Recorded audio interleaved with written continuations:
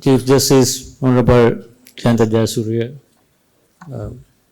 Your Excellencies, diplomatic community, members of the head table, ladies and distinguished invitees, government officials, and ladies and gentlemen, first of all, let me thank National Chamber of Commerce for inviting me to this event. I think I have been even in the past come and have delivered certain speeches as a deputy governor and director of research. I can remember a long time ago in your events. So I think this time is important. Here I'm coming here as a governor. I think first time to the National Chamber of Commerce, and also in a changing kind of circumstances in different economic environment, and as already mentioned, some of the challenges that businesses have been facing, and obviously National Chamber of Commerce, as far as I know, is a wider representatives of a lot of sectors in the economy, and has been helping sectors for businesses, giving all this, and I am happy to hear some of the new initiatives that they have basically initiated last year are very appropriate and timely, and also so given the circumstances, and also for our industries to get ready for a transition and for a new modern economy. I think those are very appropriate initiatives. I must congratulate for the committee and the leadership of the chambers for taking that initiatives. Let me just briefly touch on, obviously, as a governor central bank, I will mainly focusing on central bank responsibilities as the authority for the monetary policy for the country, as well as maintain financial system stability, and also some of the ideas that going forward, what I think, I'd like to share some of the ideas on the outlook, the way forward, as far as I think how the economic transformation need to happen going forward for all of you to have sustained good businesses, as well as for the country to prosper, to have a better living conditions after very difficult, deep economic crisis we faced in the last couple of years, which I can remember a lot of your representatives were coming and having a lot of discussion with the central bank last 2 years, especially during very difficult times when you're finding difficult to even operate and engage in your normal business activities those days. But gradually now we have been able to stabilize and have some easing, I can say, but still there are a lot of challenges still in terms of businesses that you are facing from the monetary policy point of view. I must say, from 2022 onwards, the challenge that we are facing when inflation was going to go out of control, we had to tighten the monetary policy very sharply. And that time I can remember there are a lot of complaints that we are getting, and allegations and blames we are getting to the central bank that we have been tightening too much, and it basically was difficult for anyone to do business at 30-35% interest rates. Obviously that was right. But without that kind of sharp and strong sharp adjustment in terms of tightening monetary policy, we wouldn't be in this kind of situation today. I think if you look at historically, not only Sri Lanka but also a lot of other countries, when inflation is up to 70%, I don't think there are in many countries, in any single country as far as I know, which has been able to bring down the inflation from 70% to 1% in 12 months' time. If that was not done, and you would be finding much more difficult situation to do your businesses. If we took the path of gradualism, and gradual adjustments, given the situation, we would have been having more pains for a longer period than what we see now. So that's first comment I want to make from the monetary policy point of view. I remember a lot of debates going on those days. But if you look at the interest rates we had from 35%, primarily in reinvestment to 29%, government had to grow at 35%, that's one point in 3 months treasury bills, 34%. And now even today auction rates came down by over 100 basis points within 1 week, last couple of weeks, continues coming down. There is a very positive, significant, sharp adjustment both in inflation and both in interest rates, and also stability in the exchange rate. That's our other key responsibility, to maintain external stability as well as domestic stability in terms of local interest rates as well as the emerging exchange rate, and building up our reserves and building up our buffers that we need to maintain stability going forward. So that's where I think now when you look back, one can understand why we had to take this very difficult, painful, but very sharp actions for us to be able to come to this situation within a very short period. That's one thing. From the monetary policy point of view, I think we can see the results in terms of even our ability to intervene in the markets, both in the interest rates and in the exchange rates, and also curtailing inflation. And also on the other part, our other responsibility is to maintain financial system stability in terms of for you to do business, you need to have a good banking sector, strong banking sector. Without that, you wouldn't be able to benefit from a very efficient financial intermediate process where the money of public deposits are basically safe and protected. And also the businesses, those who need investments and have efficient credit flowing into the economy to support the businesses at reasonable interest rates. That's why we need to maintain stable financial system. There are a lot of issues, concerns at some point in the last year and a half period about the uncertainties in the banking sector, the stability of the banking sector.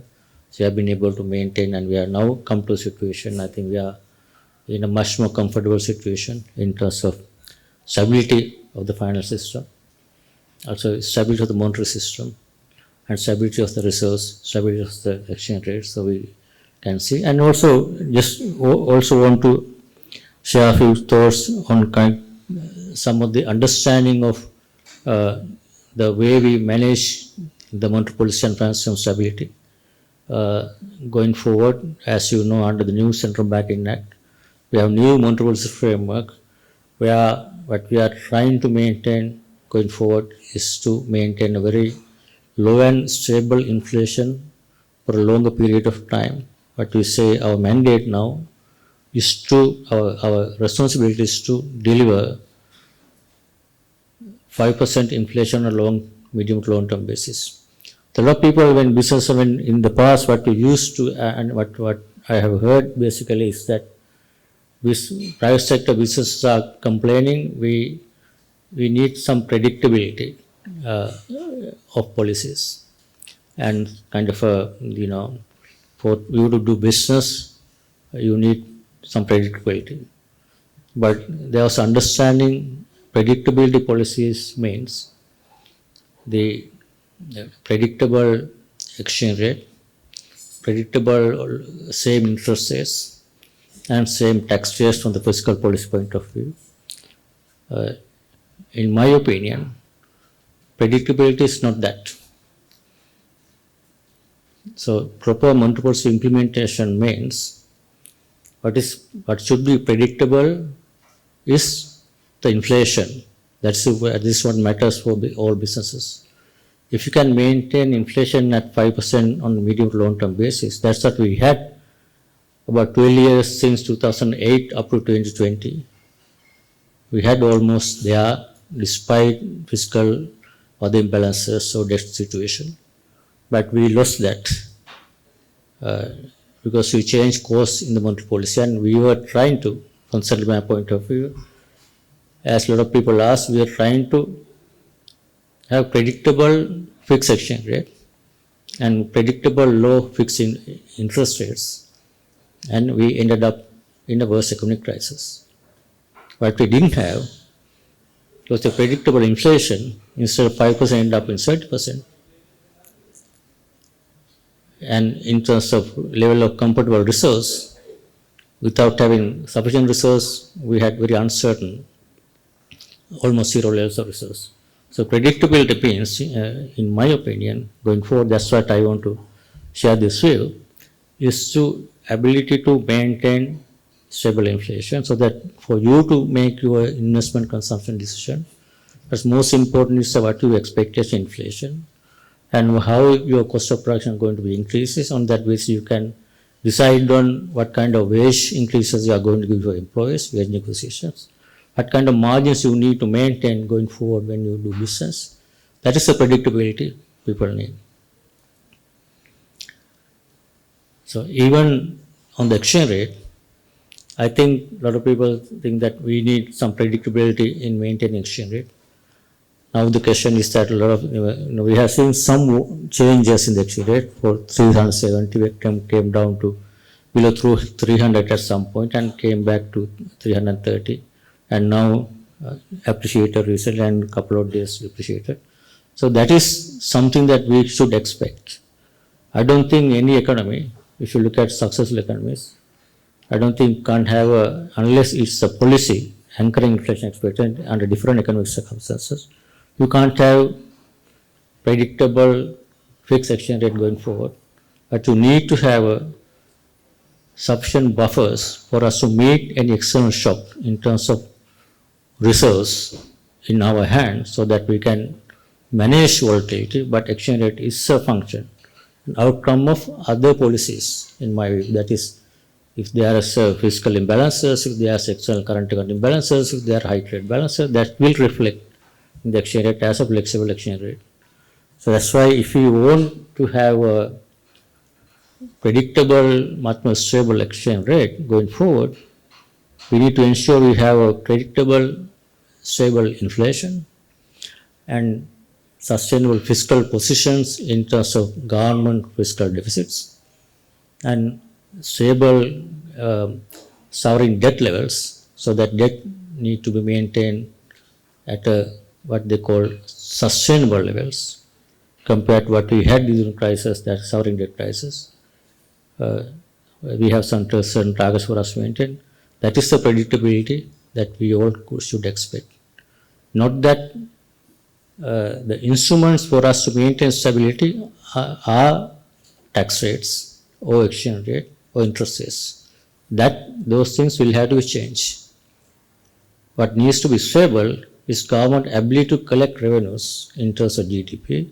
If that going to come down to 8%, 10%, that is unpredictability. That could cause another sovereign debt crisis. That's why I think what should be predictable is government ability to collect sufficient revenues, so that government can spend for necessary health, education, and social safety net, and do all the facilities for the public without increasing debt levels. That is a predictability what we expect from the government side, from the fiscal policy. From the other side, monetary policy, we want stable inflation, as I say, we want sufficient buffers.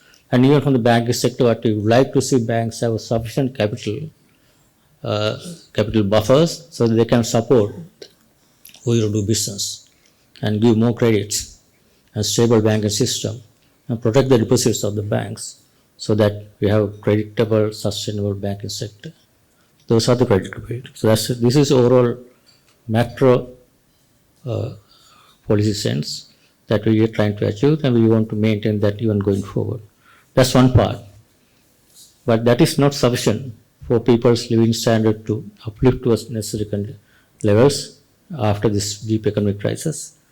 That's where the next phase of reforms need to ensure from the economic contraction, we should be able to grow the economy. That's the current pain for a lot of people, businesses, is that we have had high cost of production as a result of high inflation. So you find it's difficult to compete your business because cost of production has gone up. But businesses has not gone up to that extent, and your prices, output price, have not gone up to that extent to compensate. And if there is no demand to that extent for you to do business as much as you have been doing in the past. This is where the transmission or there is a lag in this adjusting this economy from current short-term adjustment for us to convert that into a medium to long-term benefits. That's why growth is important going forward. Once we stabilize the economy, next phase is to facilitate growth. That is where after we stabilize the interest rates and after more credit flowing into the economy, so that you need to reactivate your businesses gradually. You should be able to recover your businesses, should be able to give some more employment, and should be able to give little more higher wages to employees, so that everyone's living standard and your businesses can prosper on a gradual basis. That won't happen in a short period. As I said, adjustment is short and very painful. The benefits will come with a time lag. It might take 1 year, 2 years, 3 years, depending on the business conditions. This again another point is that if we think that we can go back to the same kind of business practices that we had before the crisis, I think that's where I appreciate some of the measures that you're talking about. If you look at why we had to go to IMF 16 times, because we have been, as a country, we have been spending more than what we have been earning. That's why we had to go to IMF and seek bailout package for 16 times as a country in terms of foreign exchange earnings. And as a government has been spending more than earning in terms of government revenues expenditure. So that's fiscal crisis and debt crisis, sovereign debt crisis. So we now trying to change that path. But for us not to get back to that thing, and we need to get the economy transformed into a new economy. That and go back to the same economy, and that's not going to work. Then we might have a risk of going back. This is where the businesses and you all will have to think differently. Going forward, have more dynamic situations, and obviously, so broadly, we need to have businesses which are much more competitive. This can compete not only in the local market, local businesses. We should be able to compete globally with much more open integrated economy. You all need to be much more competitive. Should be able for you to success. Should be able to compete globally so that you can either produce or make goods and services not only for local market but also global market on a competitive basis. That's the only way out. That's where we can earn more foreign exchange than what we spend. So that's a difficult transformation. The businesses for several decades used to have some kind of a protection and enjoying the benefits of protection only for the local market. If you continue to do that, I think I can tell you that's not going to be success. That has to be changed.